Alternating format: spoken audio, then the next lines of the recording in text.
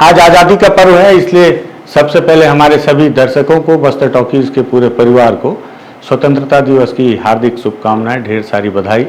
मैं उम्मीद करूंगा कि पूरे देशवासी और सभी लोग आज़ादी पर, तिरंगा पर भरोसा कायम रखें और संविधान पर अपना भरोसा कायम रखेंगे और सरकारें भी इस भरोसे को कायम रखने के लिए लगातार काम करती रहेंगी। इसी के साथ आगे बढ़ते हैं। दरअसल आज जिस मुद्दे पर हम बातचीत करेंगे वो मुद्दा है बहुत खास, क्योंकि आज बस्तर के बेहद अंदरूनी इलाकों में, माओवादियों की राजधानी कहे जाने वाले इलाकों में भारत माता की जय के नारे गूंजे हैं, तो वहीं देश की राजधानी दिल्ली में बस्तर का नाम गूंजा है। क्या है पूरा मामला, इसको लेकर क्या क्या तस्वीरें आई, उन दोनों तस्वीरों पर बातचीत करेंगे। नमस्कार, मैं विकास तिवारी हूं और आप बस्तर टॉकीज देख रहे हैं।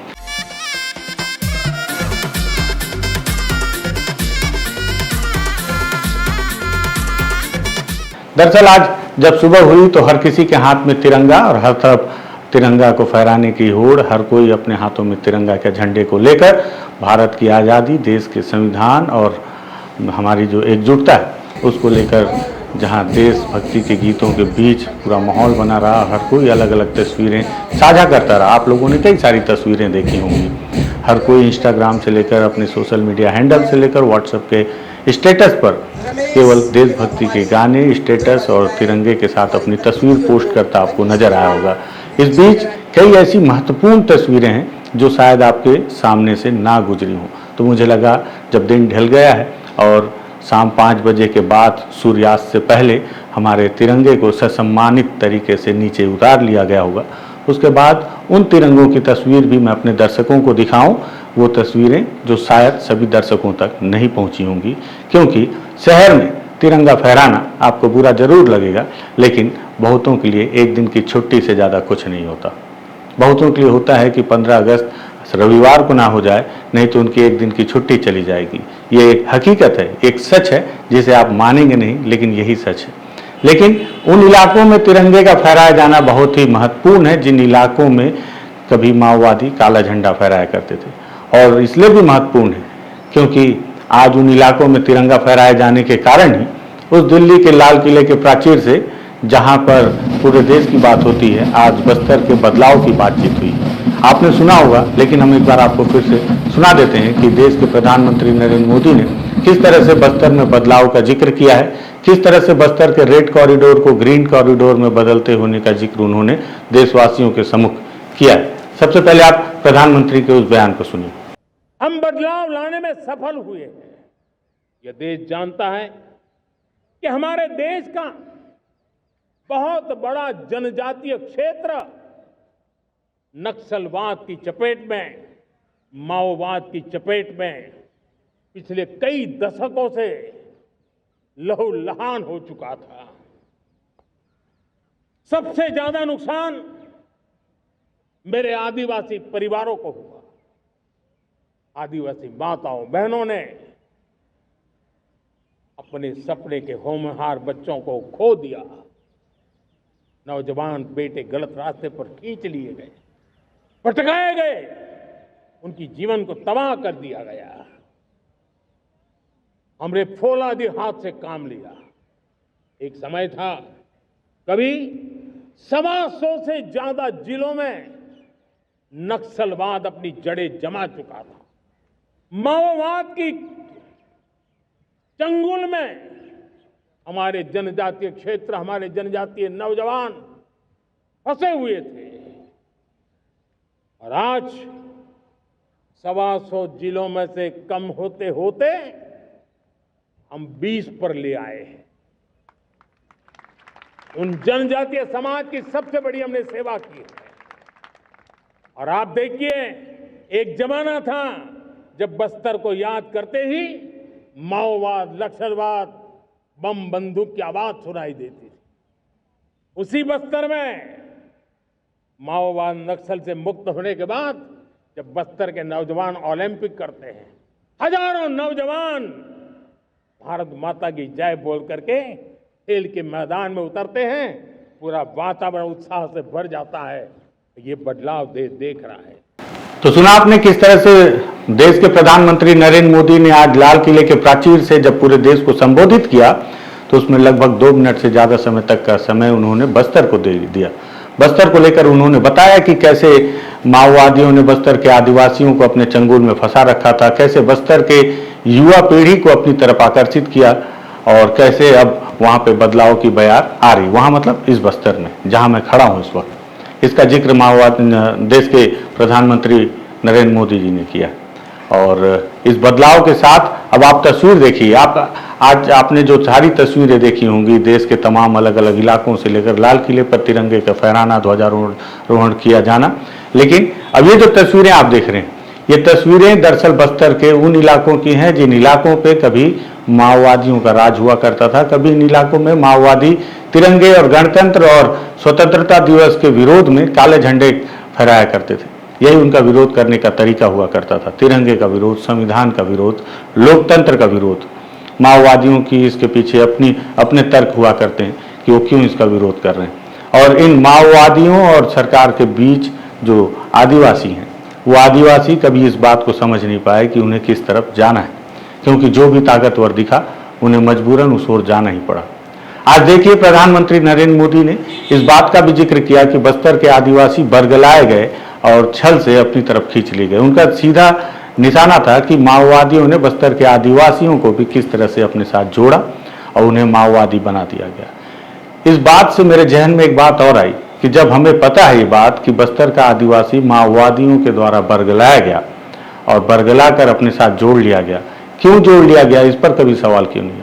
क्या कभी कोई बीमारी हो जाती है तो हम ये जानने की कोशिश नहीं करते कि ये बीमारी क्यों हुई? आखिर बीमारी को ठीक करने के लिए हमें बहुत सारे जतन तो करने होते हैं, कई बार ऑपरेशन भी करने होते हैं, ये बात सच है। कई बार ऐसा भी होता है कि आपके शरीर का कोई अंग बीमारी की जद में आकर सड़ जाता है और आपको उसे मजबूरन काट कर अपने से अलग करना होता है। लेकिन जब आप उस अपने शरीर के अंग को अपने शरीर से काट कर अलग करते हैं तो क्या आप खुश होते हैं? नहीं होते। आपको पीड़ा होती है ना कि आज हम अपने शरीर का एक महत्वपूर्ण अंग अपने शरीर से जुदा कर रहे हैं। तो सोचिए जब आपको ये बात पता है कि बस्तर का आदिवासी जो छला गया, जो कि बरगलाया गया और माओवादियों ने उसे अपने साथ जोड़ा, काली वर्दी उसे उड़ाई, हाथ में हथियार थमाया, तो आज आखिर क्यों माओवादियों को मार देने के बाद जश्न मनाने का माहौल मनाया जाता है? क्यों जवानों को नचवाया जाता है? क्यों लड्डू बांटे जाते हैं? अफसोस होना चाहिए कि ये वही आदिवासी हैं जिन्हें माओवादियों ने बरगलाया और बरगला कर अपने साथ जोड़ा। आपको तो सब सच पता है। जब देश के प्रधानमंत्री को पता है तो यहाँ काम करने वाले पुलिस के अधिकारियों को नहीं पता है, लेकिन उसके बावजूद आप देखिए हर एक बड़ी मुठभेड़ के बाद एक जश्न मनाया जाता है। अफसोस होना चाहिए कि आदिवासी क्यों माओवादियों के साथ जुड़े, किसकी कमी थी? सरकार ने उन्हें जब अनाथ छोड़ा था तब माओवादियों ने वहां आकर अपना शासन चलाया। जब माओवादी दंडकारण्य के जंगल में आकर अपने आप को स्थापित किए, वो छत्तीसगढ़ के रायपुर में क्यों नहीं चले गए? क्योंकि वहां लोकतंत्र था, वहां सारी व्यवस्थाएं थी, वहां संभव नहीं था उनका जम पाना। संभव वहीं था जम पाना जिस इलाके में सरकार नहीं थी। जिस गली में कार नहीं जाती उस गली में सरकार नहीं जाती, जैसी एक कहावत मैंने कहीं सुनी थी। बस्तर के साथ भी वही था। तो ये वजह थी बस्तर में माओवाद के आने की, क्योंकि आपने अनाज छोड़ा था। अब आज वो इलाका, वो हिस्सा आपका शरीर का सड़ गया है, आप उसे काट रहे हैं। काटना जरूरी है क्योंकि सड़ चुका है, और ऐसे में लेकिन आपका खुश होना है, ये भी एक सवाल है। मेरे मन में इसलिए बात आई क्योंकि मैंने प्रधानमंत्री की इस बात को सुना। तो खास बात यह है कि आप मेरी बात सुनते सुनते उन तस्वीरों को भी देखिए। ये तस्वीरें, और इस तस्वीर नहीं है, ये कोई नॉर्मल तस्वीर नहीं है, ये ऐतिहासिक तस्वीर है। और आप विश्वास करें कि आज बस्तर का समय बहुत ही नाजुक इसलिए, सबसे पहले आपने बस्तर को अनाथ छोड़ा था, यही वजह थी कि माओवादियों ने बस्तर को अपने कब्जे में लिया। अब आज जो भी कारण से आप माओवाद से बस्तर को मुक्त कराना चाह रहे हैं, जो भी, अभी उस पर मैं बात नहीं करूंगा क्योंकि जब समय आएगा तो उस पर भी बात किया जाएगा। लेकिन ये बात भी सही है कि आप माओवाद से बस्तर को मुक्त कराना तो चाह रहे हैं, इसमें कोई दो राय नहीं। सरकार चाहती है, सरकार ने प्रण लिया है, सरकार के काम करने के तरीके से लग रहा है कि वाकई में वो माओवाद को समाप्त करना चाहती है। बिल्कुल एक सूत्री, इसके अलावा कोई दूसरा मुद्दा नहीं है। एक ही मुद्दा है कि माओवाद को समाप्त करना है, और माओवाद समाप्त होगा तो निश्चित ही तौर पर बस्तर के आदिवासियों के जीवन में बदलाव तो आएगा। अब वो बदलाव किस तरह से आएगा ये भी आने वाला वक्त बताएगा। लेकिन ये नाजुक समय इसलिए है क्योंकि वो आदिवासी जो किसी समय गणतंत्र के साए में थे, गणतंत्र के अधीन थे, जो गणतंत्र के संविधान को ही मानते थे मजबूरन या मानसिक तौर पर, समर्पित तौर पर, जिस भी वजह से, अब वो धीरे धीरे आपकी तरफ आ रहे हैं, लोकतंत्र की तरफ आ रहे हैं, संविधान की तरफ आ रहे हैं। ऐसे में उनका भरोसा किस तरह से बचा कर रखेंगे, ये सबसे कठिन चुनौती है आपके लिए। कठिन चुनौती इसलिए क्योंकि वो बहुत नाजुक दौर है बस्तर के आदिवासियों के लिए। उन्होंने लंबा समय, 4 दशक का समय देखा, एक पूरी पीढ़ी गुजर गई होगी। जब माओवाद आया उस वक्त जो बच्चा पैदा हुआ होगा वो आज लगभग 40 से 45 साल का हो गया होगा, उसने अपना आधा जीवन गुजार लिया है। कितनी पीढ़ी, कितने युवा तो अपना पूरा जीवन ही नहीं देख पाए होंगे। क्यों? क्योंकि उन्होंने माओवाद का दामन थामा, किसी मुठभेड़ में मारे गए होंगे। मुठभेड़ में जब मारे गए होंगे तब सरकार ने अपनी पीठ थपथपाई होगी, ये बताया होगा कि आज हमने फिर से विजय हासिल की है। बस्तर के 4 आदिवासी जो बरगला दिए गए थे उन्हें मार गिराया गया है, ढेर कर दिया गया है। इस तरह के शब्दों का प्रयोग करके अपनी पीठ सरकार ने थपथपाई हो और ये बताया होगा कि निश्चित ही तौर पर यह विजय है। लेकिन इस विजय के पीछे अपनी पराजय सरकार कभी नहीं स्वीकार करेगी कि इन आदिवासियों को हमने जाने ही क्यों दिया काली वर्दी के साथ, हथियारों के साथ। रायपुर का युवा क्यों नहीं चला गया, मुख्यालय का युवा, किस्टारम का, पुअर्ती का हिड़मा क्यों चला गया, रायपुर का रमेश क्यों नहीं चला गया? इसके पीछे किसकी गलती है? लेकिन उस गलती और इन सब चीजों के पीछे अगर आप अपनी गलती स्वीकार करते हैं, स्वीकार सबके सामने ना करें, अगर अपनी अंतरात्मा से पूछकर भी स्वीकार करते हैं, तब ये नाजुक समय है कि ये जो आदिवासी जो आप तस्वीरों में देख रहे हैं, जो उस तिरंगे को सलामी दे रहे हैं, जिन्होंने कभी लाल का तिरंगा देखा ही नहीं था, केवल काले झंडे देखे थे, जिन्होंने हथियार तो देखा, जो हथियार आज भी देख रहे हैं, लेकिन वो सीआरपीएफ के जिला बल के जवानों के हाथ में देख रहे हैं। वो हथियार वो पहले कभी माओवादियों के हाथ में देखा करते थे, उनके साथ वो लाल सलाम बोला करते थे। आज वर्दीधारी जवानों के साथ में खड़े होकर भारत माता की जय बोल रहे हैं। लेकिन बहुत सारे ऐसे युवा हैं, मैंने देखा है, जिनके मन में बदलाव को स्वीकार करने के लिए बहुत ज़्यादा खुशी महसूस होती। वो चाहते हैं कि यह बदलाव आए, बस्तर के आदिवासी, क्योंकि होना भी यही चाहिए कि बस्तर का आदिवासी क्या चाहता है। वो वाकई में बदलाव चाह रहा है तो बिल्कुल बदलाव होना चाहिए, और बदलाव चाहता है बस्तर का आदिवासी। मैंने बहुत लोगों से बातचीत की, कैमरे के सामने इसलिए नहीं बोलते कि कहीं उनका चेहरा सामने आ जाएगा तो माओवादी उन्हें मौत की सजा ना दे दे। बीते दिनों जिस तरह से 2 शिक्षा दूतों की हत्या की थी, इस तरह से डर भी है बस्तर के आदिवासियों के मन में।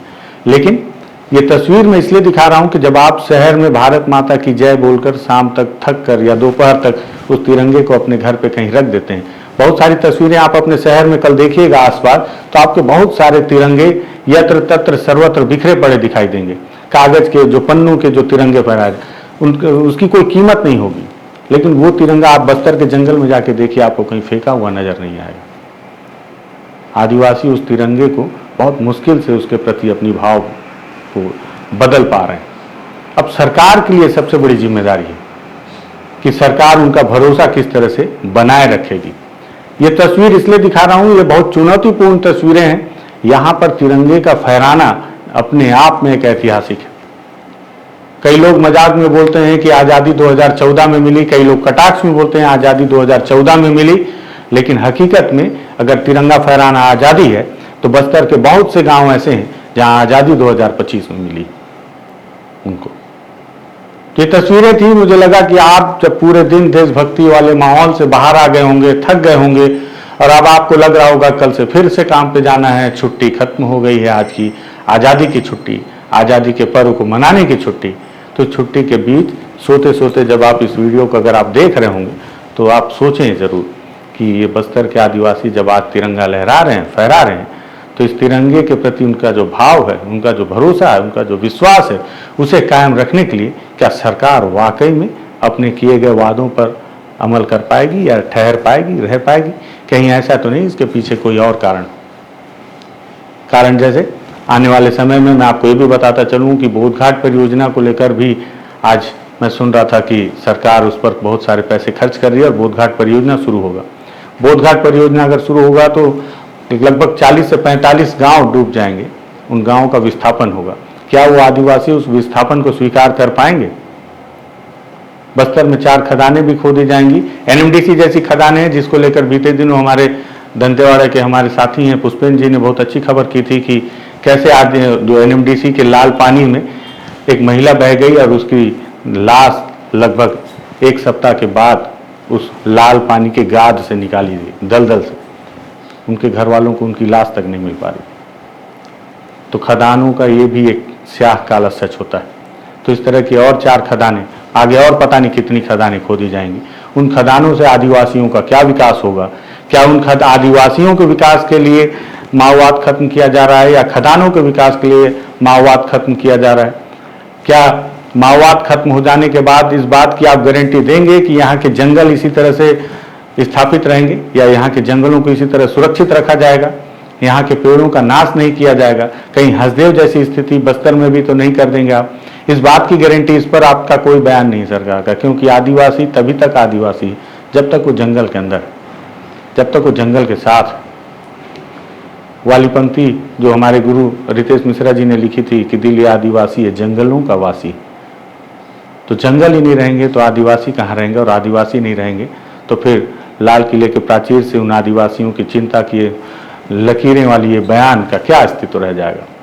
ये सारी बातें हैं। आज 15 अगस्त का दिन है, मुझे लगा इन सारी बातों पर बातचीत होनी चाहिए। बहुत शॉर्ट में मन में तो बहुत सारी चीजें हैं, लेकिन उसके साथ साथ मुझे लगा तस्वीरें बहुत ऐतिहासिक हैं जो लगातार आप देख रहे हैं। अलग अलग जगह की तस्वीरें आप देखिए, ग्रामीण किस तरह से जवानों के साथ खेल कूद में हैं, जवान किस तरह से ग्रामीण बढ़ चढ़ कर हिस्सा ले रहे हैं। वो 15 अगस्त जो आपके लिए सिर्फ एक छुट्टी से ज्यादा कुछ नहीं, वो 15 अगस्त आज इनके लिए एक ऐतिहासिक बदलाव का दिन है, इनके लिए एक नया सवेरा है। वो आज़ादी जिस पर आप कटाक्ष और हंसी ठिठोली करते हैं कि 2014 में मिली, कई लोगों के द्वारा कहा जाता है, तो बस्तर के लोग सीना ठोक के इस बात को बोल सकते हैं कि हाँ, इनको आज़ादी 2025 में मिली है या मिल रही है। मुझे लगा इस तस्वीर को दिखाना आपको जरूरी है, मेरे मन की बात भी बता दूं इसी के साथ साथ, ये भी थोड़ी बहुत जरूरी है, इसलिए इस वीडियो को हमने तैयार किया है। पसंद आया तो शेयर कीजिएगा, बस्तर टॉकीज को सब्सक्राइब कीजिएगा। धन्यवाद।